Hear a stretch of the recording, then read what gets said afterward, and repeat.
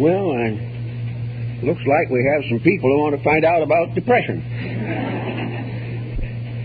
It seems to me that the main problem involving our emotional tensions at the moment is to consider, if possible, the purpose for which we are in this world.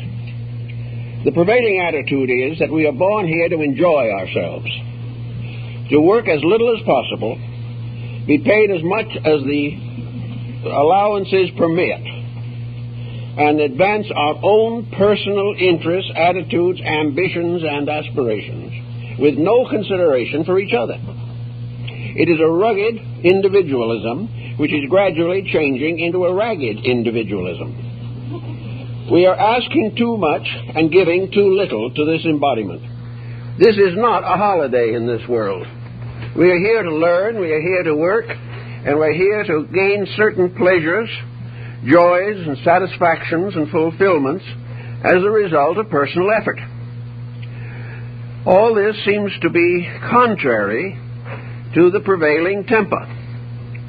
Everything today is focused upon exploiting the individual, especially in the area of his luxuries. He is expected to have continually increasing appetites, whether or not he has any means of paying for them. He wants more and more for doing less and less, and almost everyone is geared and keyed to a delusion.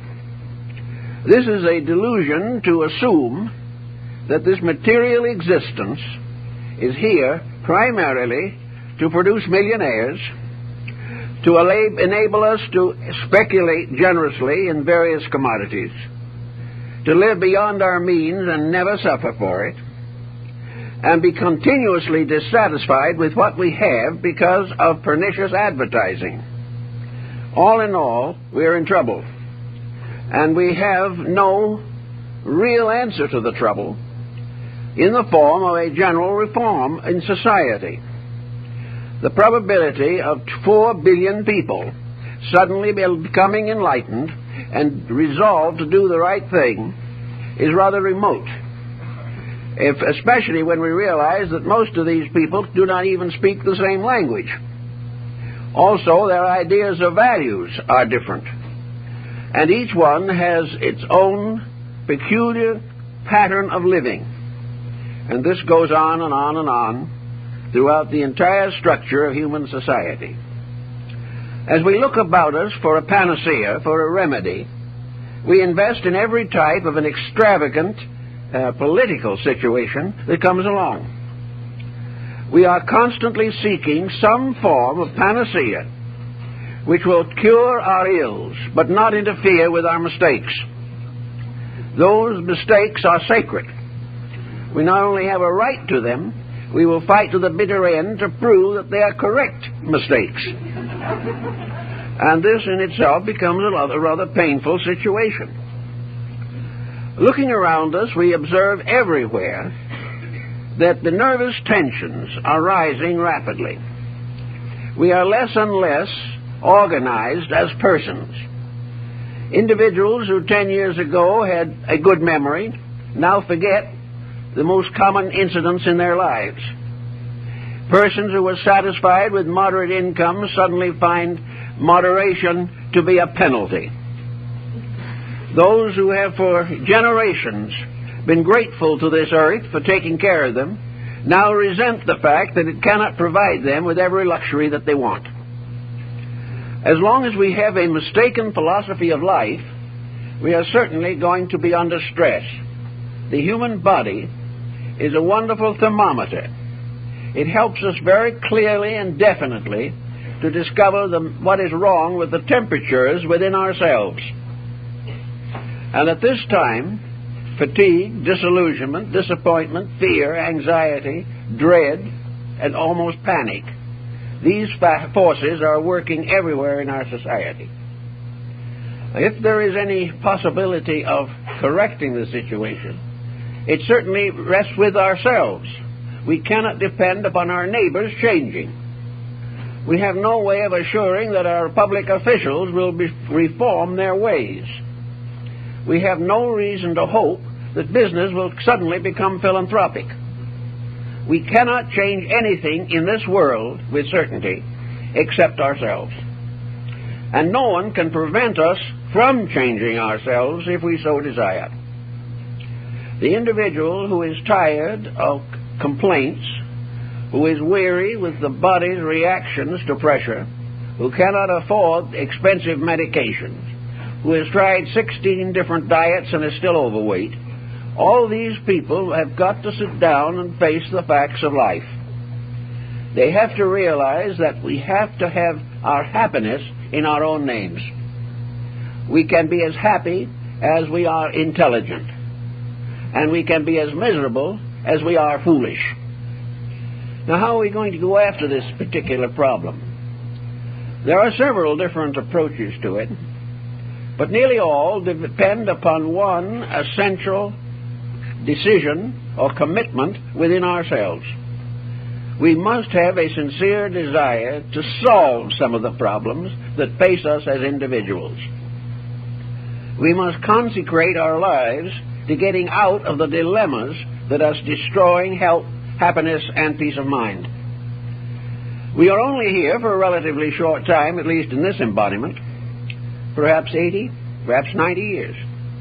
Maybe occasionally a few extra years thrown in for good measure. But in this span of time, we must make a series of decisions.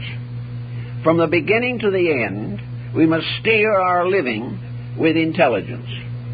When intelligence fails, security fails.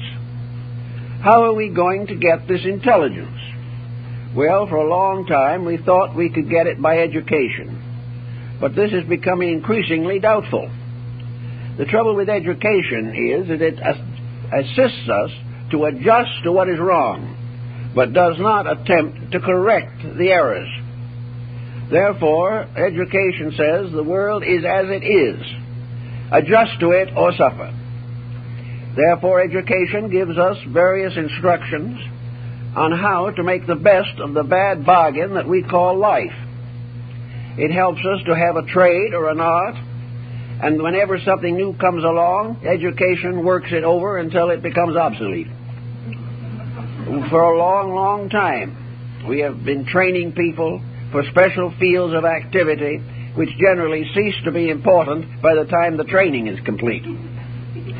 So all these different situations have impelled us to realize that education is not giving us the internal resource necessary to control ourselves. Education will help us to do the best we can as long as we remain inadequate. Education will also try to get us to get our minds off of our troubles by the hope of executive promotion in business. It assumes that if we know enough, study hard enough, and graduate successfully enough, we can live in reasonable comfort during our present embodiment. This is a beautiful thought, but is not supported by common evidence today. The next point that comes along, perhaps, is religion. Religion tries to explain to us that there are values that are more important than material success. This would be more convincing if so many different beliefs were not themselves developing very selfish attitudes and are working for material success. Actually, the primary contribution of religion is to dedicate the individual to principles, to make him understand why he has to keep rules if he wants to be happy. Religion would also offer him the instrument of faith. He would be able to feel that there is a power in nature working on his side as long as he behaves himself. This does affect and does encourage and does help a great many persons. On the other hand, many who try this method become disillusioned because religion does not work miracles in their personal problems.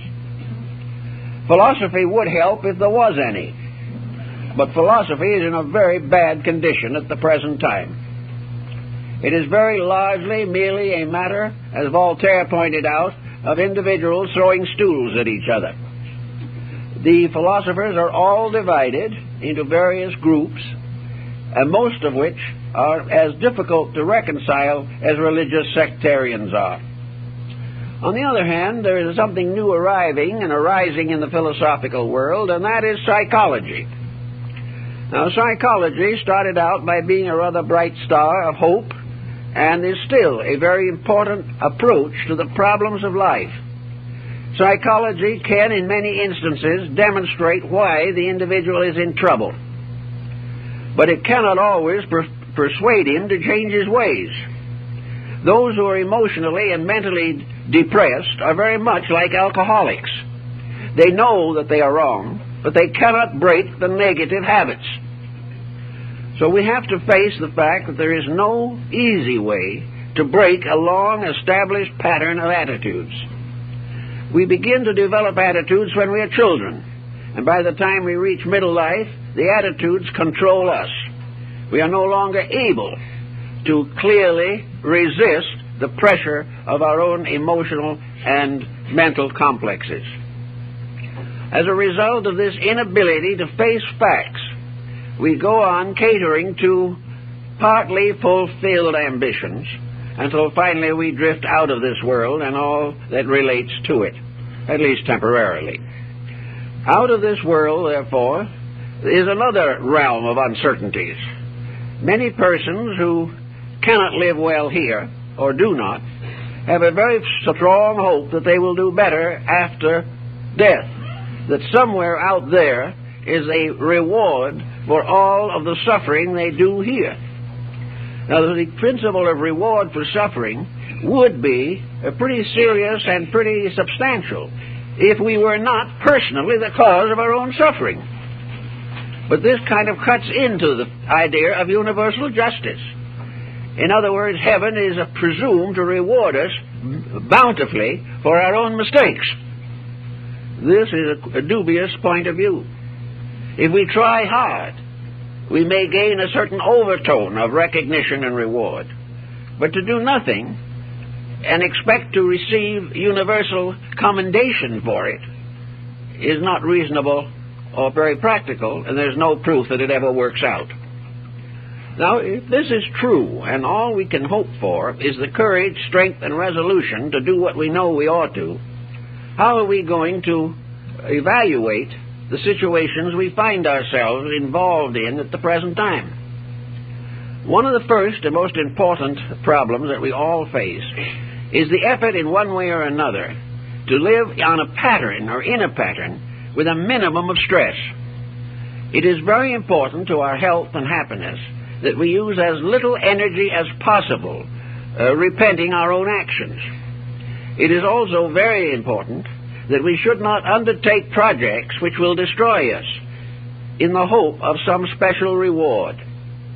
The person should try to live within his own natural capacities and not be constantly moved by the fact that there are others who are doing better than he is.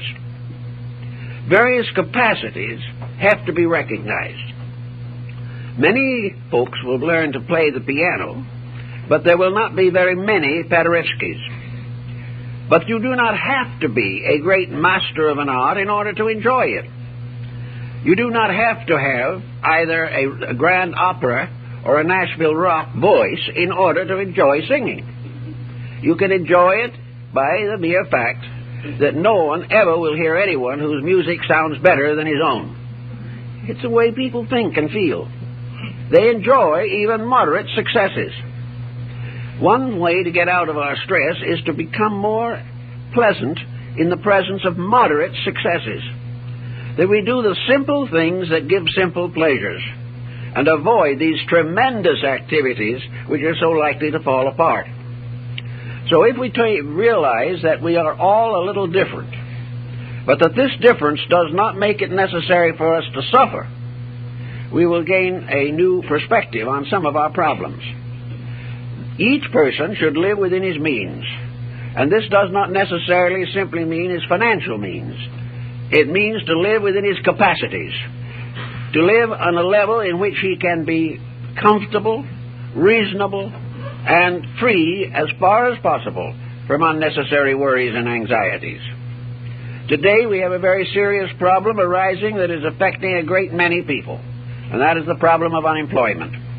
Unemployment is becoming a major disaster, not only in this country, but in most parts of the world. We have reached a point in technology in which we are gradually running ourselves and each other into bankruptcy. We are constantly seeking to broaden the measure of profits and gradually reducing the employable in these various fields. Now, everyone is subject to the danger of one of these problems hitting home. From now on out, the problem of economic security is always going to be a subject of hazard. One day we may succeed, the next day it may take all that we have to survive. We do not know what lies ahead, but we do know that there is grave possibility, at least, that an effort to perpetuate prosperity is going to end in tragedy.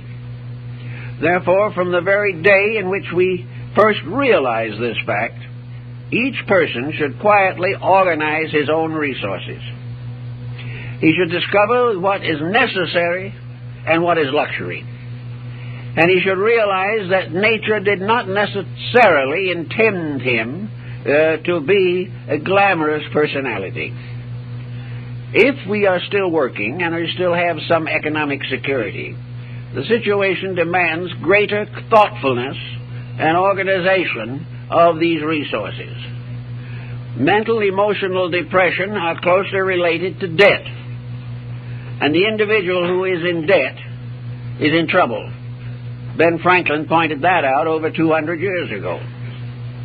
The individual who buys what he doesn't need, either because his neighbor has it, or because it is fashionable, or because it is a luxury and a labor-saving device that is not essentially necessary.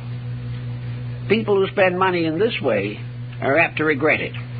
Now, if they are more economical, they may also have a tendency to tip the economic system into a more moderate relationship with the consumer. It is necessary for business to realize that it cannot flourish by making individuals into bankrupts. That when the individual spends more than he can, business itself is ultimately going to suffer.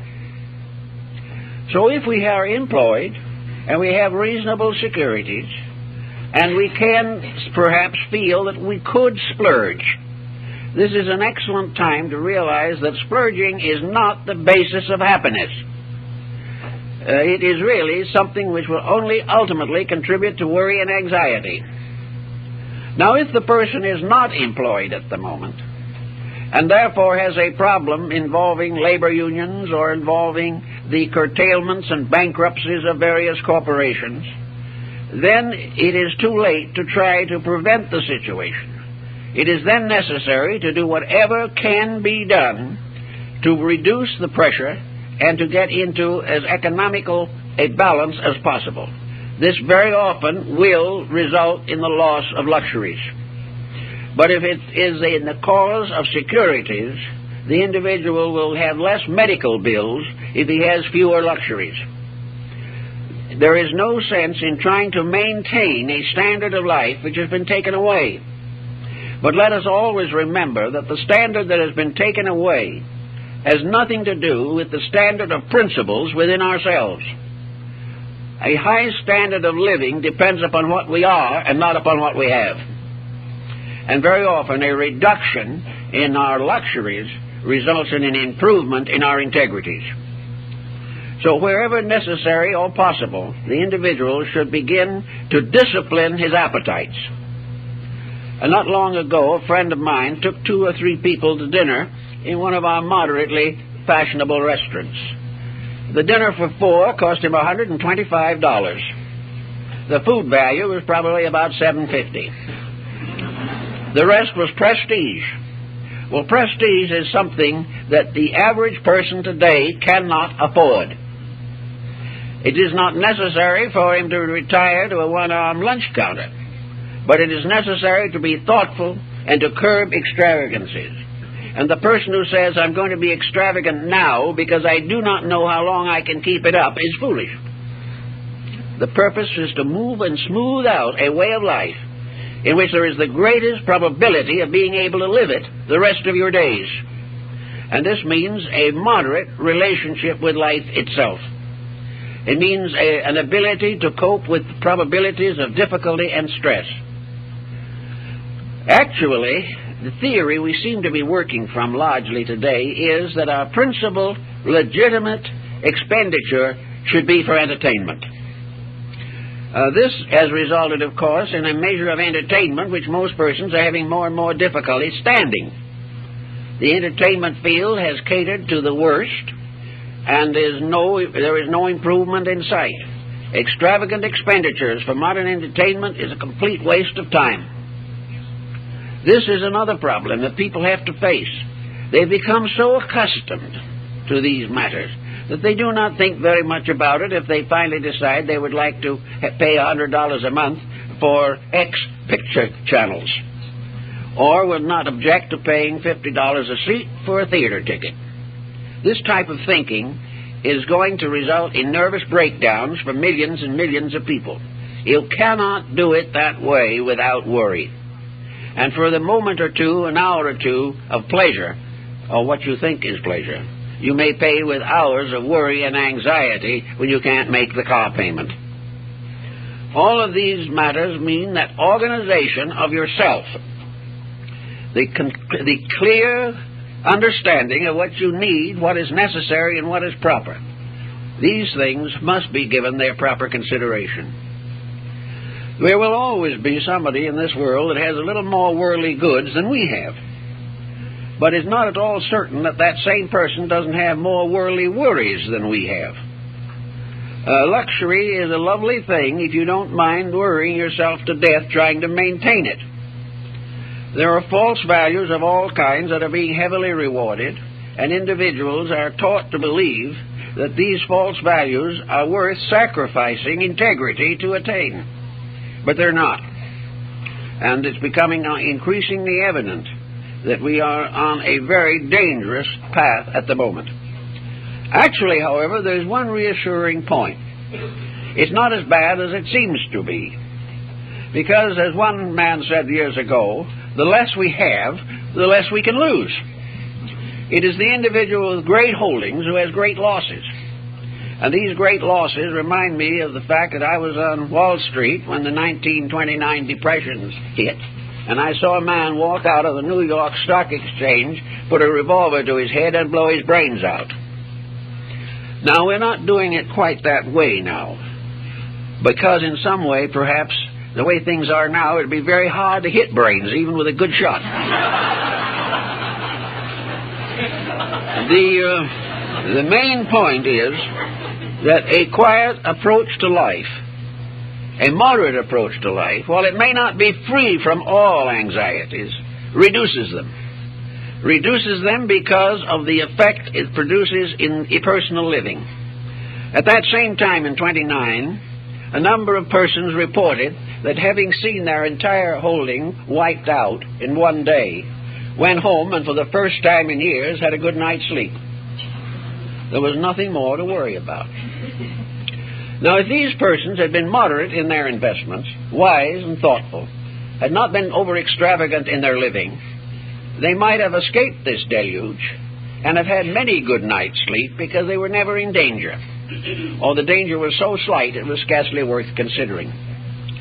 We watch each person as the days go along, and we find the friends and relatives and acquaintances becoming more and more edgy. No one seems to be very happy about anything, and nearly everyone has a pet peeve as to what is wrong. If we get about 500 people together, each with a different peeve, and they all express what their peeve was, the composite result would probably be approximately correct, because there are hundreds of causes for these uncertainties and these unpleasant reactions.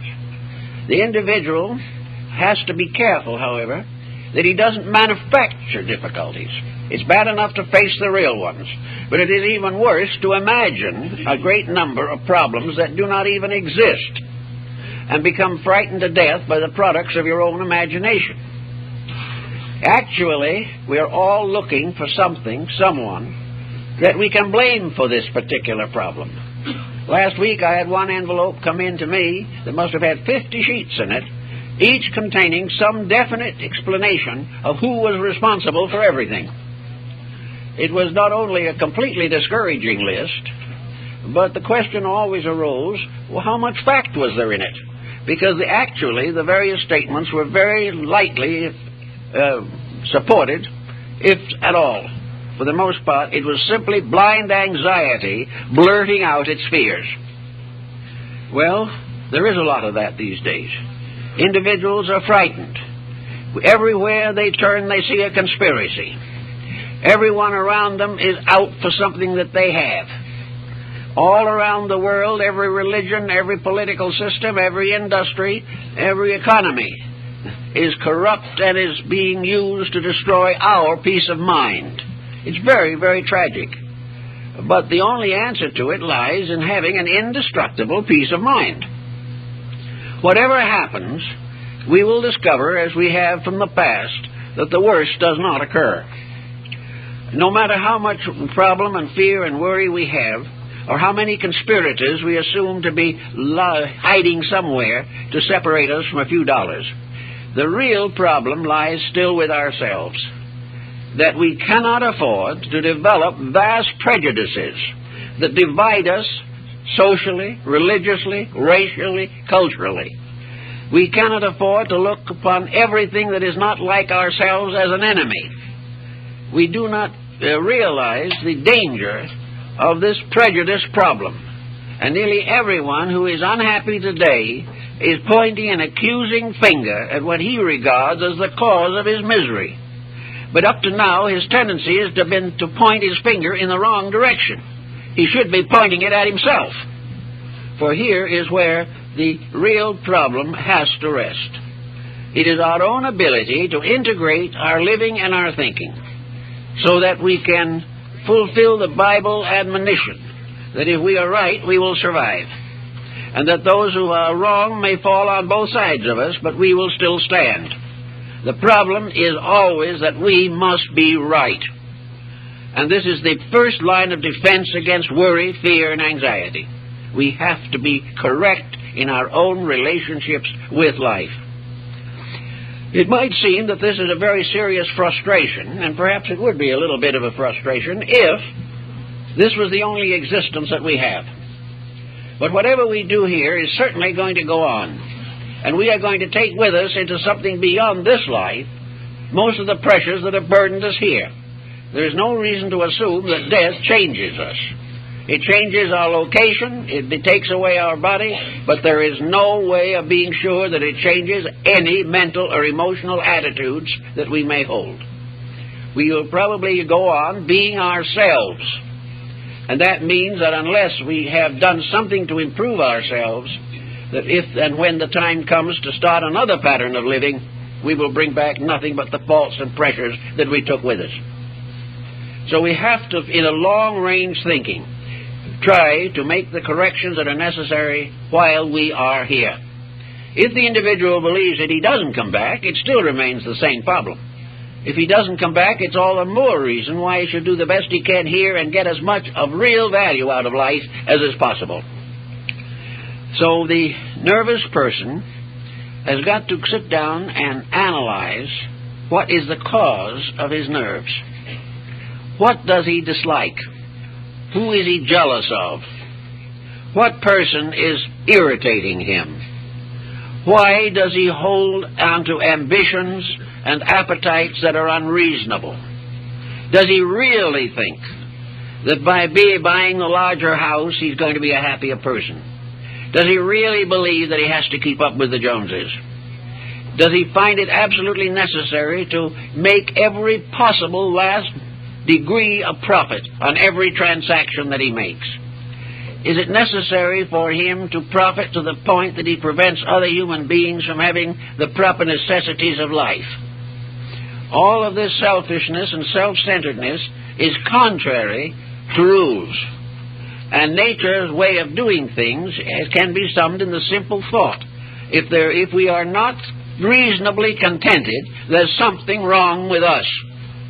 We like to assume that it's wrong with the system, But the system is nothing but a mass of us.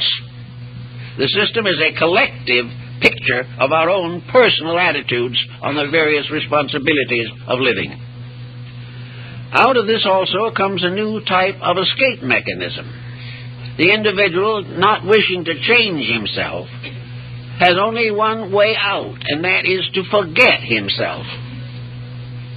Instead of rising above his own weaknesses, he is going to escape from these weaknesses by killing out his own recognition of them. So the person who is nervous or neurotic or depressed goes on to medication. If he is depressed, he may be given a stimulant. If he is overexcited and obviously a paranoid, you can give him one or another form of sedation. Always the idea is not to cure the problem, but to block the symptom. We are supposed to get well by forgetting what we are supposed to do. But instead of having this happen, we finally discover that we are allergic to the medication and ultimately kill ourselves in the effort to avoid thinking. Also, there is the alcoholic. There is all the different type of escape mechanism. We find people who are living in a very unpleasant, unrealistic, and unmoral way simply to escape the problems of life. Another thing that is very important, and I notice a lot of people seem to be struggling with it, and that is, what is the person doing actually to improve his own mental existence? What are his interests? What does he do to make a better life that will solve some of his problems? He comes home. It's been a hard day at the office. Or it's been a hard day somewhere. Or it's been a day in which there was very little work but a lot of anxiety and irritation. So he comes back. What does he do? Turns on the television. And he's going to live with the television and probably get an indigestion from the television dinner. But he is going to watch probably about the lowest level of entertainment that has ever afflicted the American people. He is going to go through all of the murders, all the rape and carnage, all the space wars, all kinds of dramatizations, real or unreal, about all the unpleasant moments of history, and a careful program of destroying and disintegrating the reputations of famous persons. This is entertainment. Or, being a nervous and sensitive man, he might go into rock, which will guarantee that he will be in the jitters for the rest of the evening. Nothing doing. Nothing is happening. Where is any effort to become a better person?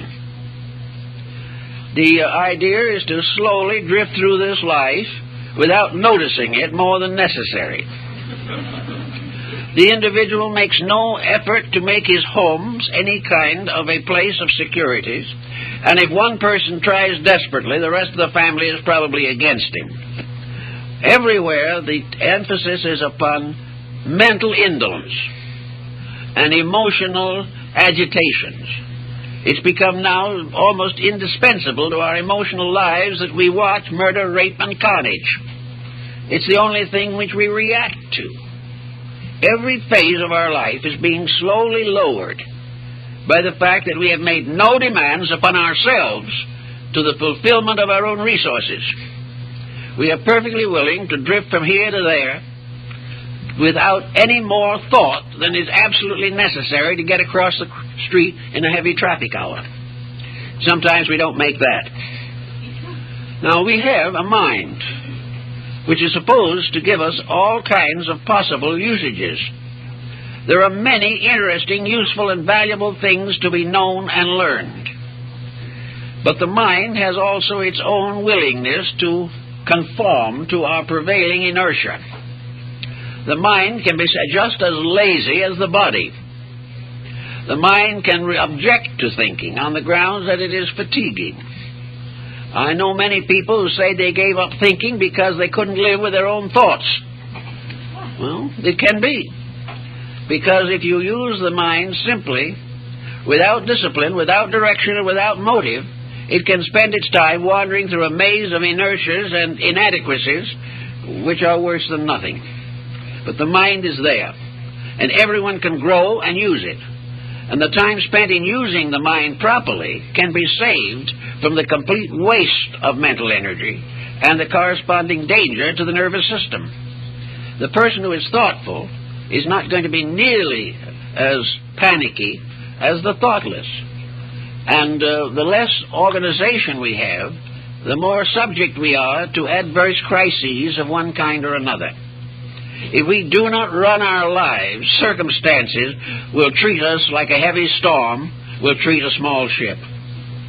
It is up to us to take hold of these things if we expect them to solve problems for us. Now, on the mental level, apart from the emotional pressures, we have all kinds of inducements to poor thinking. Good reading has become a very rare thing. Nearly all the books that we find now popular, the bestsellers, are trivia. They demand nothing and provide some form of more or less transitory and inadequate entertainment. We buy books now because everybody else reads them or because we subscribe to some book club. But most of the books we read are worthless. And it probably is just as well that they won't last very long because they weren't worth anything in the first place. In the past, reading was a great art. Even in the early years of the present century, reading contributed tremendously to many aspects of human character. A wisely selected reading program. Even in the early years of the present century, reading contributed tremendously to many aspects of human character. A wisely selected reading program informs the mind, elevates the thinking, and most of all, educates vocabulary. A person who reads good books has a better control of language and can express his own feelings more adequately as a result of having an adequate vocabulary. The reader also learned to spell and gained discrimination in literature. He became aware of what was a good book and what was not a good book. He also became aware of customs and policies and peoples and ways of life all over the world. He could become almost a universal citizen, reading quietly by the light of a gas mantle on his table. This is practically gone. Reading today is completely trivial in most instances, and more serious reading is devoted almost entirely to some form of skill or scientific knowledge which we hope is going to improve our earning capacity. If we would take 2/3 of the time that we spend listening to bad news on television to a study of the basic literature of the world, a serious study of history, of biography, a serious contemplation of carefully drawn human characters as found in the writings of the great novelists and the great literary geniuses of the 19th century, we would come into a better relationship with life. We would have more tolerance for other people because we would understand other people better. Through Charles Dickens, you could learn to understand a great many people, and in this way also gain a certain tolerance for the idiosyncrasies of persons and realize why each individual is what he is, and not resent constantly the fact he may differ from us in something. Art, music, all of these civilizing forces can be cultivated by discrimination. But if the discrimination is lacking, all these things simply become time killers. And the human being, whether he knows it or not, cannot afford to kill time. It is a very limited resource and is the basis of the personal securities and integrities that he hopes to build. Also in this same problem, the problem of being quiet is a very serious issue at the present time. We live in a world that is full of noise. There's hardly a silent moment anymore. But more than that, we live in a world in which there is a tremendous amount of man-made unnecessary noise. One of the most common forms of this is small talk that leads to nothing. Arguments, dissensions, hatreds, and various accusations that are unfair or unreasonable. Somewhere along the line, the person who wishes to know himself must be able to sit down and become acquainted with himself. To each of us, ourselves remains always the unknown person. We spend very little time trying to understand our own motives. We simply fulfill the pressures. If we don't feel good, we let our bad feelings show. If we're angry, we explode in somebody's face. Nothing is really given any serious consideration under such pressures. So each person, beginning in childhood, should recognize the dignity and importance of quietude. The individual should be able to sit down and simply relax and think. Think without pressure. Think without intensity. Think in fields and areas which are comforting to the mind. Remember the better things of life and gradually discipline and appreciation for the benefits we have enjoyed, and also the gradual integration of patterns to contribute to the happiness and security of other people. A quiet, meditative relationship, a relationship in which peace of mind is the result of relaxing away from the stupidities with which we have become dominated. Everyone should be able to be quiet. It should not be necessary for the person who is not up to his neck in activity to sit back and simply fidget. There is no peace of mind where the individual cannot settle down quietly to contemplate or think or enjoy the benefits of his own spiritual experience and life. It is also through the quietude that we have to approach heaven. For whatever religion we may hold, whatever faith is important to us, we come closest to realities in quietude. And when we get nervous and upset and the blood pressure rises, quietude will bring it down again. Quietude also brings with it patience. The quiet person does not necessarily carry a chip on his shoulder.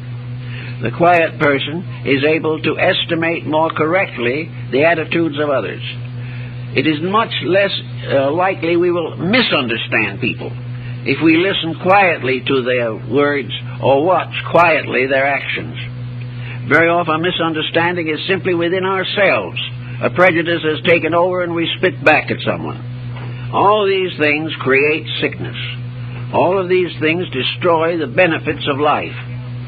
Now, with many people, there are two very important emergencies in life which have to be considered. One is the emergency that arises when children leave home. There is always that day when a busy life, made largely busy by the responsibilities of parenthood, this suddenly ceases to be an emergency or a dedication. The birds have flown. The individual suddenly finds a very serious vacuum. He has no longer the responsibilities, the anxieties and worries of parenthood. There is suddenly an empty nest and people who are unable to face it. They do not know what to do with themselves. And very often the untrained, undisciplined mind has a tendency to sit back and contemplate its own deprivations. Very often it will contemplate why the children shouldn't have married the persons they did marry, or why have they not continued to write home every day, and why do we only hear from them when they want some money. Why are all these things suddenly brought to our attention, bringing about a feeling that we were never appreciated, that we have been left alone, we have given everything and gotten nothing, and on and on and on and on, until we can dissolve in a noble example of self-pity and go on sedations as the only remedy. Now, lots of people do this. They just cannot face the fact of life as it really is. They cannot say with cheerfulness, I have finished a responsibility and now my life is my own. The reason they do not want a life of their own is because they never had one. They do not realize that maturity implies the need for a personal existence. That things that perhaps were not possible due to the responsibilities of family had to be passed over. But now at middle life, it is possible to pick up all these threads and do interesting and important things. But if the mind simply will not rise to this occasion, then there are all kinds of false activities created, and we never fool ourselves with time-killing diversions. Unless we are really doing something worthwhile, we know it. And at that time, it is very necessary to think seriously of starting a second career or carrying on an early one. If at this time we have some leisure, some freedom from responsibilities, it may be that we should advance our education. But we should certainly do something that is intense enough to get our minds away from ourselves, so that we are no longer neglected parents, but are now adventurers going out in a pattern of personal accomplishments. A number of persons have made wonderful lives by simply picking up important threads when the responsibilities of the family these responsibilities were lightened. Also, do not transfer all of this wasted energy and time on grandchildren. Do not spoil the grandchildren. Do not try to fill in by taking over their lives. Think always in a term of a life of your own. This means that sometimes you may be very helpful to the grandchildren, but do not let them take the place of children as a center of interest and an excuse why you should not do any thinking of your own. Now, the second emergency that comes along is the emergency of retirement. This is sometimes one of the most difficult of all, and that probably the difficulty is very largely to be faced by the wife. The man is suddenly home all the time, and it was bad enough when he was home at weekends. Now he is nervous, unsettled, and does not know what to do. He does not know why he is suddenly deprived of all of the original incentives of life, because in the course of his business career he practically forgot or neglected his own personal survival. He was part of a machine of some kind, and when the machine was turned off, he was left. Now, this in itself is always a matter of concern. A number of persons have found that it was possible for them to develop a third career, or at least a second successful one. There are many persons in their 60s who have suddenly found themselves fulfilling many of the interests and attitudes of earlier life, things that were frustrated or not possible. Many have formed new business projects of their own, have taken up or completed educational practices and policies. They have learned how to make and do various things. They have learned to simplify living, so that having a smaller overhead and a smaller establishment, they are able to have more time to do the things they want to do. Then comes the question, what do they want to do? The answer to that very largely rests with earlier thinking. It's very hard to take that up all by itself at the end. It is much better for the individual to have carried along with his business career some other activity. The businessman and the housewife should have other interests that they have been developing over a period of years, so that the transition from one focal point of activity to another is comparatively slight. If there's no such an adjustment possible, a bewilderment settles in. And in this bewilderment, all kinds of false values take over. And the person gradually falls into one form of depression or mental chaos or another because of the lack of focal point. That a person should reach retirement age without a mind sufficiently disciplined to carry him from that point on seems difficult to believe. But it is very, very common, so that the undisciplined retiree falls into small purposes that have no real significance and no actual satisfaction for himself. Here, hobbies can be important, especially if these hobbies have basic educational value. Various projects involving social activity, in teaching and in working with people, all these things can develop into useful extroversions. But most of all, if the person retiring at 65 or 70 has no interest in life, it is an indictment of his previous living, and it is also a hazard to his survival. A proper planned life after retirement from business can add 10 or 15 healthy years to the life of the person, and can give them an opportunity for mental and emotional maturity that they were deprived of during the long years of business involvements. So here are two periods in which it's very necessary to take over the problems of living and try to plan a successful long-range career. This is something that I think more or less reaches the summation of the situation, and that is the long-range plan for living. Not that the person is to live from now to the next vacation. Not that the person shall live from now until he buys a new car. But a long-range plan based upon a life of expectancy that for us here in the Western world will extend probably to nearly 80 years, and sometimes more.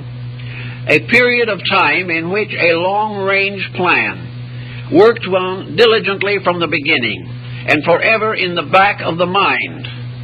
This is very important. It is this long-range plan, for instance, that comes into the front of the mind when we sit quietly and do not think about transitory things. The long-range plan is something that should be filled with hope, filled with resolution, filled with dedications to various useful, constructive, and unselfish activities. But the plan should be there. And if necessary, when the person graduates from high school, he should begin to think about that plan. He should view it as a basic of his life, that he is a person, is living. He is going to accept the responsibilities of life. He is going to fulfill his responsibilities and his duties.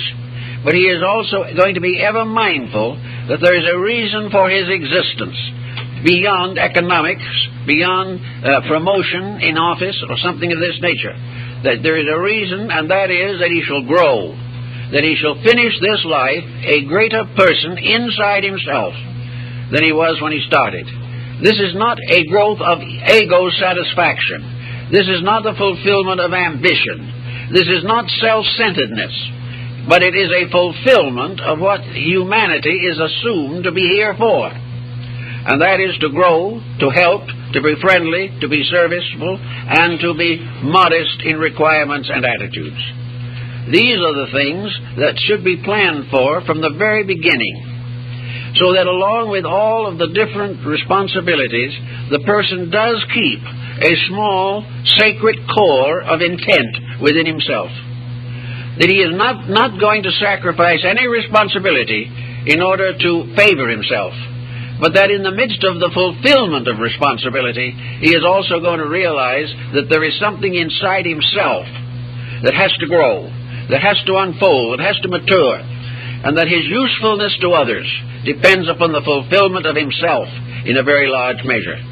If he can realize this and build accordingly, he will have a much better chance of escaping the doldrums from which we suffer today. We look around on all the levels of life, and these doldrums are closing in. We are frightened, we are worried, we are nervous, we are anxious. But most of all, we lack an internal core of integrities. Yet we have religion, we have enough ethics, enough morality, enough background in common education to tell us that there are certain things we should do. But they take a little effort. And the individual says, I have to work all day, I have to use effort at my job, and when I come home I don't want to work, I want to play. Well, that's all right, but there's no reason why we should not play creatively. There is no reason why our recreation should not be enjoyable and useful at the same time. Because actually the final fulfillment of pleasure is the accomplishment of some kind of good that is going to enhance or increase the value of our participations in life. So that there is no reason why we cannot enjoy growth as well as, or better, than we enjoy escape from labor. Now, in the same problem, we find people in these difficulties are very often inclined to drift along. Now, there's a very narrow line of demarcation between an attitude and an affliction. The individual who holds wrong mental and emotional attitudes long enough will finally develop a chronic form which may progress into something extremely undesirable. The individual will no longer worry because he feels he has something to worry about. He will worry because he can't help worrying. The problem is no longer important. It is becoming a mechanical process. Also, a neurotic gradually can drift into a psychotic. The moment we begin to develop wrong attitudes, we begin to endanger not only peace of mind, but health of mind. We become very close, perhaps, to mental disease. But the same is true of emotional disease. Very many people who in one period or another in life fall into the problem of a psychosis are persons who from the beginning of life never controlled themselves. They are persons who from the beginning had certain attitudes which were difficult. Most children growing up have at least one difficult attitude somewhere in their makeup. If this is not worked with, if not corrected, if no one does anything about the difficult attitude, it may linger and never appear in any major way, but it may, under adversity, come out with a torrent of pressures. The child who has always been dictatorial can become a dictatorial adult. A dictatorial adult will always finally face another dictator stronger than he is, and the result will be a collapse. We cannot allow any undisciplined attitude to take over.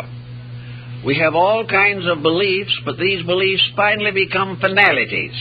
You take a person who is very worrisome on some subject, and you say to that person, what is the foundation for your worry?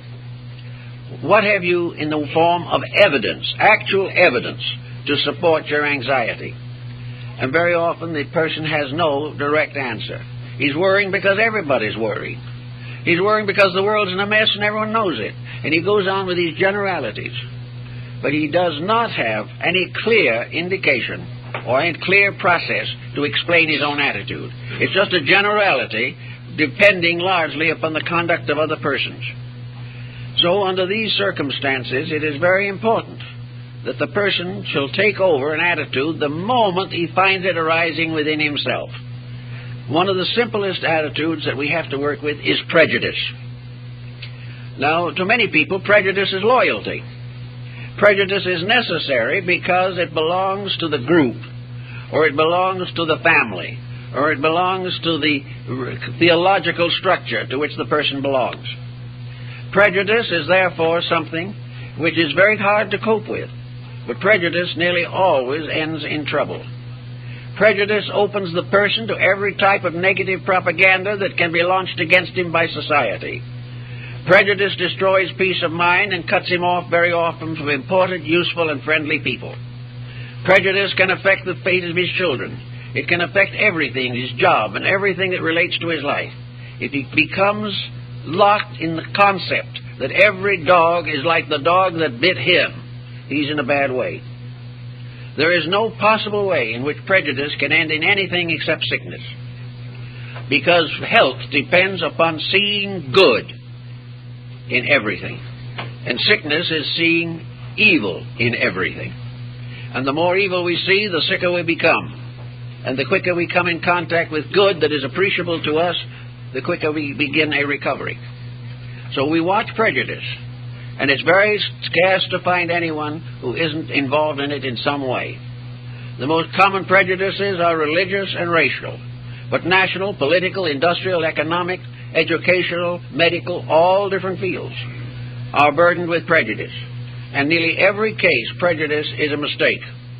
Now, that does not mean that the person has to become an easy believer, but rather that he must develop a discrimination that enables him to dissect and detect that which is proper and useful, without generalizing on a situation in which generalities are too abstract and uncertain. Now, another problem involved is not only in prejudice, is ambition. Many persons are born Napoleons, and most of them end in Waterloo. Many people are quite convinced that by some circumstance beyond their own control, they are formed of a superior material. There was a special quality used in assembling their personalities. They will never be able to just simply be people because they were born to rule, to lead. Now these people are, my observation is that many of these people are about the most unfit persons I've ever known.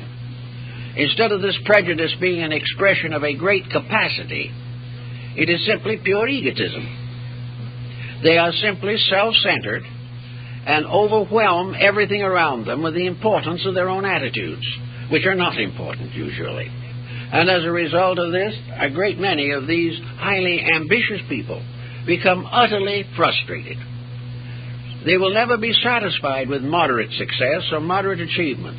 They must go on and on to the domination of society. People of the caliber of Hitler, Mussolini, Napoleon are examples of this tremendous drive, which ends in tragedy to themselves and disaster to the world. Therefore, the individual must be very reasonable in his ambitions. You should have ambitions which are largely aspirations. You should have the aspiration to become a better person. You should have an ambition to do your job well. You have a right to assume a reasonable advancement. But the idea that you are destiny's darling is going to cause trouble in most cases. The individual is frustrated and finally very often psychotic. And this moves often into the religious field, and the individual believes in a special dispensation that has been granted to him. And as a result, he becomes a nuisance to others and a disaster to himself. These things have to be watched, but the mind must be the sentinel. It must stand ever ready to evaluate things. It must judge, it must confer evidence, proper decision. It must work out all these problems fairly and reasonably. That's what it is for. When we do not use it in that way, we get ourselves into constant difficulties. Emotional intensity is also very often a matter of frustration. And in this field, affections are a very definite factor. People like to believe that they know what love is. Well, love is a very mysterious thing. People have been trying to find a definition for it from the beginning of time. And I believe, if I remember correctly, it was Voltaire who said on one occasion that the best definition he knew was that love was an itch in the heart where it can't be scratched. But very few people can really give us a mature definition of love. Love is usually, as St. Francis de Assisi pointed out, is the bestowing of an affection, not the demand for it. The individual who gives an honest affection fulfills love in the best possible way. But the individual who loves himself better than the persons around him, and who is always finally in love with his own interests, his own attitudes, and his own emotions, can be a very sad character in the course of life. Love is something that requires a great deal of thought, or it can ultimately lead to the greatest despair, to emotional and mental distress that is almost beyond calculation. Love brings with it suspicion, which is very serious. It brings with it jealousy. All kinds of negative emotions and attitudes spring up. And everything then depends upon the internal adjustment of the emotions. Love asks nothing and gives all. And when it begins to ask a lot and give little, it has ceased to be a normal affection. And the individual who believes that normalcy requires jealousy or hatred is simply wrong. Love is a fulfillment. It is an ennoblement. It is a dedication of self to the service of something greater than self. Love of God is the service of that which is the supreme greatness. Love of religion, in the sense of our Christian faith or any other religion, is that a love is strong enough to make a dedication of service, that it is strong enough to cause us to change ourselves for the good of others. And where this type of emotion exists, you can work with it. But where love is a constant self-centeredness, we have people all the time who have had a disappointment in love, and 50 years later the embitterment continues. Everything in life has been ruined by the infidelity of a person. Everything has been made terrible because we have a thankless child. All kinds of attitudes contribute to a gradual development of neurosis, in which we do not realize that the entire emotion of love is controllable by ourselves, and that it is controlled best when it gives most and demands least. If we can also then transmute problems, we are in a better way toward solution. Wherever a difficulty arises, it can be transformed from a disaster into an achievement. It is very definitely true that everything that hurts us most has a lesson that will make us better. We will find that in the meeting and mastering of circumstances, we gain the greatest consolation in the world. The person who has a right to be happy, and is really happy, is not the one who has never had tragedy, but one who has transmuted tragedy into soul power. Tragedy should make us greater, make us deeper, wiser, more loving, more understanding. Then it is a contribution to our good. If it ends only in embitterment, we have lost everything. So inside of our own natures, we have to sometime, some way, evolve an understanding of the values that are emotional and mental sources of security. We all have a right to be thoughtful. We all have a right to have certain minor anxieties if need arises. But we should always have an anxiety that is pointed toward a solution. Whenever a problem arises in our lives, our first reaction should definitely be, what does this problem mean to me, and how can it make me a better person? If we can always think this way, we're not going to become neurotics. We are only going to become not neurotic if we believe that experience is unfair. But actually, what we think is unfair is challenge. We are here to grow. If we grow, we are happy. If we resist growth and fight against it, then misery sets in. So it's always best to try to transmute and transform negative aspects of personal attitudes into constructive ones by a simple action of the will. No great big fight, no tremendous struggle against everything that is inside of us, but simply a realization that we're here to learn, that if we can learn happily, we will be happy. If we cannot learn happily, we will be unhappy. But regardless of our attitudes, nature says we will ultimately learn. So it is best to do it joyfully in the first place. Now, there are times when it's not going to be easy, but if we are really sincere people, if our religion is more than simply a creedal denomination, if we really believe in the integrities of life, if we actually feel convinced in ourselves that we are part of a benevolent plan, ruled over by an all-divine power, then we can take these problems and work with them. And by working with them in a reasonable manner, solve them. And by solving them immediately as they arise, we can go through life without scar tissue in the subconscious. We can go through life without developing a series of mental and emotional infirmities which will become worse as we grow older, when we will have ever greater need for peace of mind.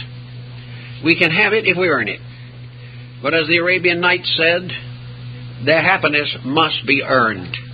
The individual to be happy must keep the rules. The individual to be healthy must obey the laws. And a person who allows his mind or emotions to go to seed is bound to have trouble. But knowing this and realizing it, and knowing that we are equipped to combat this situation, and that there is always within us the power to transcend any debility that we may manifest, it is perfectly possible for us to day by day make those improvements in our own living by which we will prevent the closing in of this pressure of pain, psychological misery, mental headaches, and the resulting disabilities. Every attitude relates to some function of the body. There is something in us, an organ, a muscle, a nerve, a gland, an artery, or a vein, that particularly reacts to any mental or emotional excess that we have. Each one of our attitudes is symbolically represented in a body function. If these attitudes, therefore, become sick, the corresponding body function will be debilitated. And whatever attitude is not according to natural law, which affects our mental and emotional living, also affects our health, and gradually tears down our physical resistance. Therefore, it's not necessary just physically exercise in order to keep well. Jogging will not solve the emotional, mental problems. But mental and emotional jogging, an effort to exercise the faculties and emotions constructively, will help us to maintain health. The body will take care of itself reasonably well if the mind and emotions do not sicken it. So if there's anything wrong in the body, try, at first at least, to work with the emotions and mental attitudes. And if it's no longer possible to prevent the situation, then realize the tremendous dynamic advantage of adjusting to it constructively, idealistically, and hopefully, with strong faith and optimism concerning the immutability of growth in nature, and that in the end all things will come out well. Well, time's up, folks. Arriving and arising in the philosophical world, and that is psychology. Now, psychology started out by being a rather bright star of hope, and is still a very important approach to the problems of life. Psychology can, in many instances, demonstrate why the individual is in trouble, but it cannot always persuade him to change his ways. Those who are emotionally and mentally depressed are very much like alcoholics. They know that they are wrong, but they cannot break the negative habits. So we have to face the fact that there is no easy way to break a long-established pattern of attitudes. We begin to develop attitudes when we are children, and by the time we reach middle life, the attitudes control us. We are no longer able to clearly resist the pressure of our own emotional and mental complexes. As a result of this inability to face facts, we go on catering to partly fulfilled ambitions until finally we drift out of this world and all that relates to it, at least temporarily. Out of this world, therefore, is another realm of uncertainties.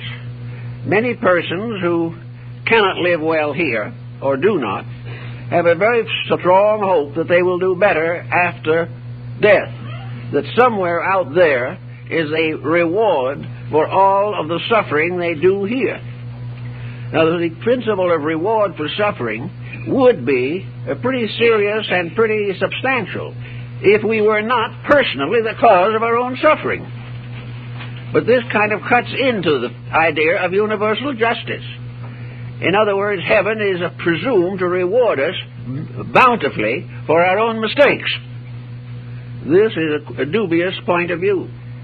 If we try hard, we may gain a certain overtone of recognition and reward. But to do nothing and expect to receive universal commendation for it is not reasonable or very practical, and there's no proof that it ever works out. Now, if this is true, and all we can hope for is the courage, strength, and resolution to do what we know we ought to, how time we have been training people for special fields of activity which generally cease to be important by the time the training is complete. So all these different situations have impelled us to realize that education is not giving us the internal resource necessary to control ourselves. Education will help us to do the best we can as long as we remain inadequate. Education will also try to get us to get our minds off of our troubles by the hope of executive promotion in business. It assumes that if we know enough, study hard enough, and graduate successfully enough, we can live in reasonable comfort during our present embodiment. This is a beautiful thought, but is not supported by common evidence today. The next point that comes along, perhaps, is religion. Religion tries to explain to us that there are values that are more important than material success.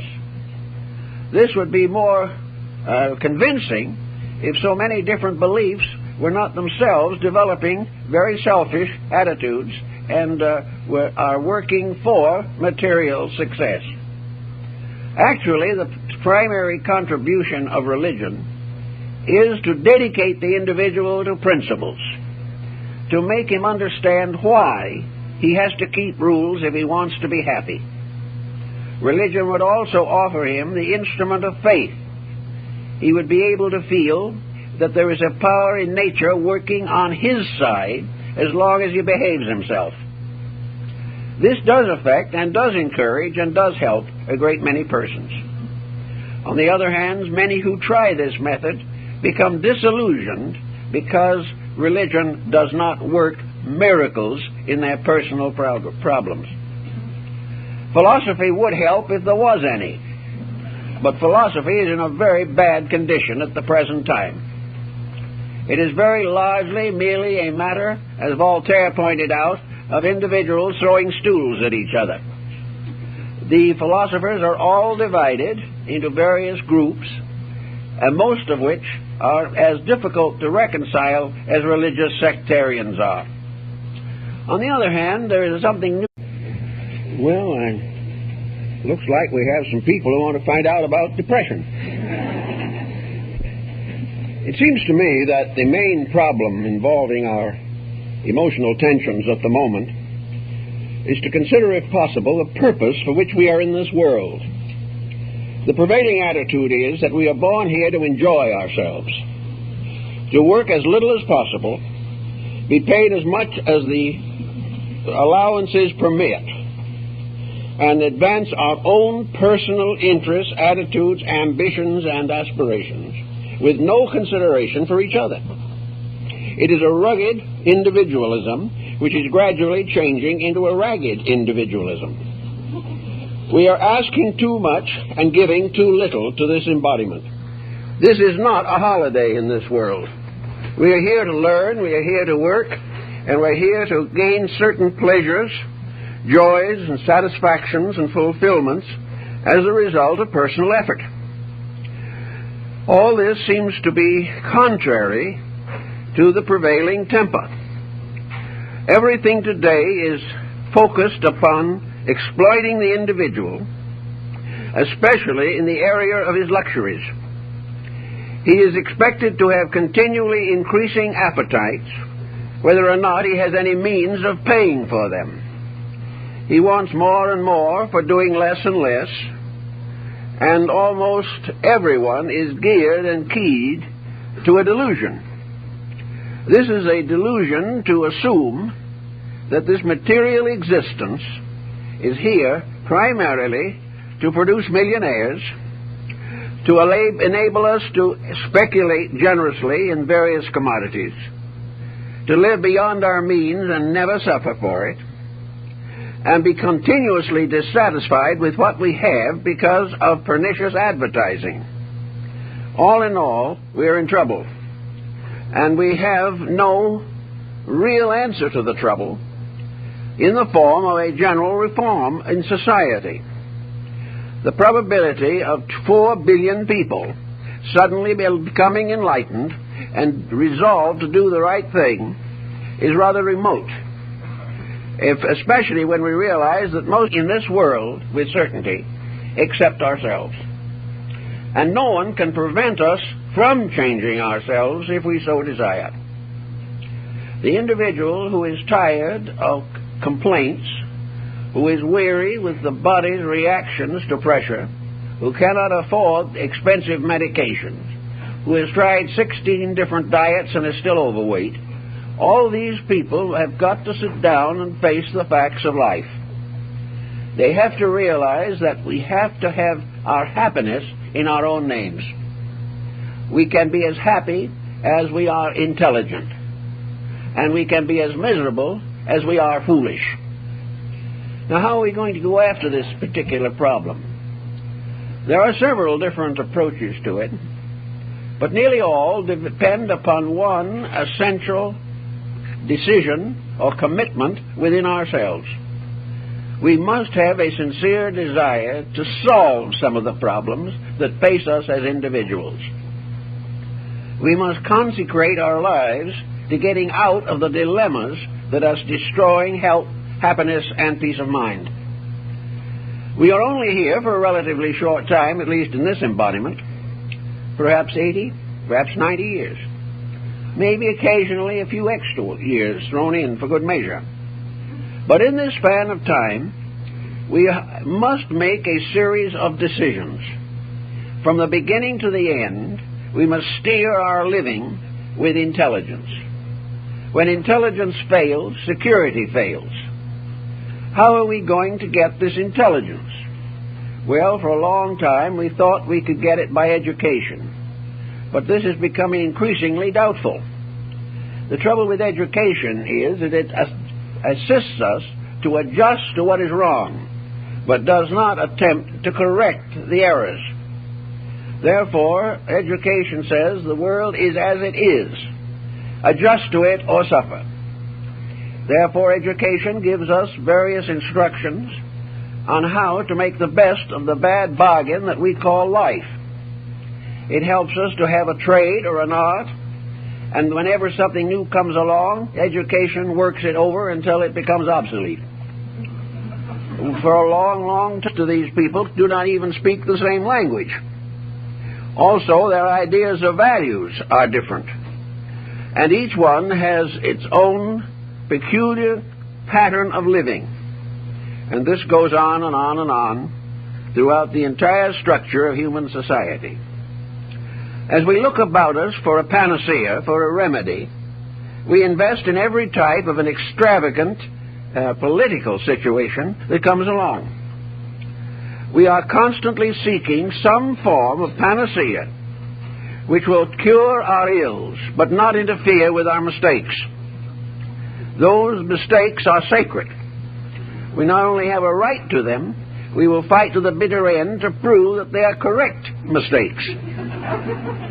And this in itself becomes a rather painful situation. Looking around us, we observe everywhere that the nervous tensions are rising rapidly. We are less and less organized as persons. Individuals who 10 years ago had a good memory now forget the most common incidents in their lives. Persons who were satisfied with moderate incomes suddenly find moderation to be a penalty. Those who have for generations been grateful to this earth for taking care of them now resent the fact that it cannot provide them with every luxury that they want. As long as we have a mistaken philosophy of life, we are certainly going to be under stress. The human body is a wonderful thermometer. It helps us very clearly and definitely to discover what is wrong with the temperatures within ourselves. And at this time, fatigue, disillusionment, disappointment, fear, anxiety, dread, and almost panic, these forces are working everywhere in our society. If there is any possibility of correcting the situation, it certainly rests with ourselves. We cannot depend upon our neighbors changing. We have no way of assuring that our public officials will reform their ways. We have no reason to hope that business will suddenly become philanthropic. We cannot change anything